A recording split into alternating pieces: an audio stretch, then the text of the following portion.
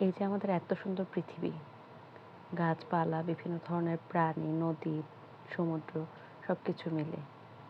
এই এত সুন্দর পৃথিবীকে আমরা আমাদের নিজেদের প্রয়োজনে ধীরে, ধীরে নষ্ট করে ফেলছি।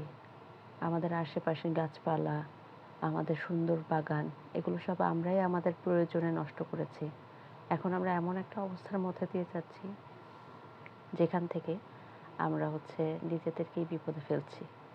প্রচণ্ড গরমে যেখানে হিট ওয়েভ চলছে, বাচ্চারা স্কুলে যেতে পারছে না। আমরা সবাই হাঁফ ছেড়ে বাঁচতে চাচ্ছি, কারণ এমন একটা পরিস্থিতিতে আমরা আছি। জীবনযাপন করা এখানে দুর্বিষহ হয়ে যাচ্ছে। এটার কারণ তো আমরাই। সময় মতো আমরা গাছ রোপণ করি না।